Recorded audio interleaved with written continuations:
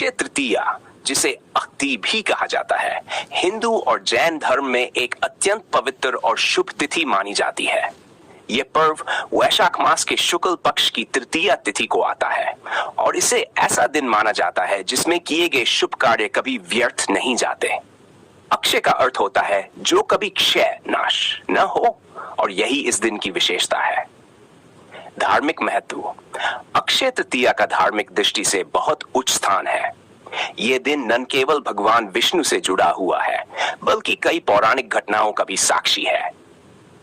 परशुराम जयंती, इस दिन भगवान विष्णु के छठे अवतार का जन्म हुआ था, जिन्हें एक पराक्रमी योद्धा और धर्म रक्षक माना जाता है। इस कारण यह दिन परशुराम जयंती के रूप में भी मनाया जाता है।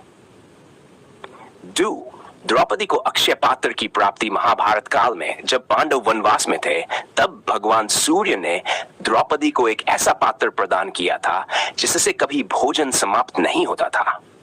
यह अक्षय पात्र अक्षय तृतीया के दिन ही प्राप्त हुआ था, जिससे यह दिन समृद्धि और पूर्ति का प्रतीक बन गया।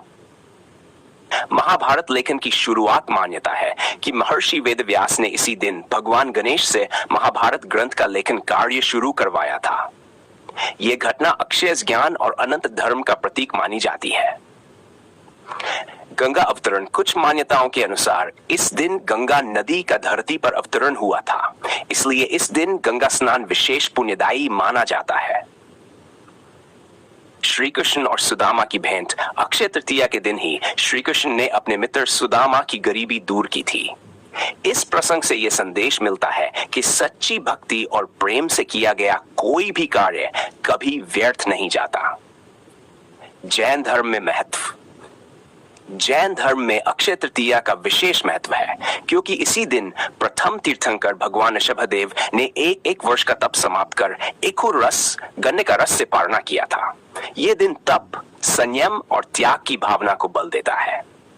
अबूझ मुहूर्त। अक्षय तृतीया को अबूझ मुहूर्त कहा जाता है, जिसका अर्थ है कि इस दिन किसी भी शुभ कार्य के लिए मुहूर्त देखने की आवश्यकता नहीं होती। इसलिए लोग इस दिन विवाह, गृह प्रवेश, व्यापार की शुरुआत, भूमि पूजन, वाहन या सोने की खरीदारी जैसे कार्य करते हैं। पुण्य और दान का महत्व।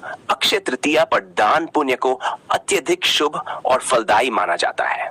खासकर अन्न, वस्त्र, जलपात्र, छाता, चंदन, स्वर्ण और गाय दान का विशेष महत्व होता है। इस दिन किया गया कोई भी दान अक्षय फल देने वाला माना जाता है, यानी उसका फल कभी नष्ट नहीं होता। सांस्कृतिक और सामाजिक पहलू। ग्रामीण भारत में इस दिन को खेत की बुआई, पानी की व्यवस्था, वृक्षारोपण और गौ सेवा से जोड़ा जाता है।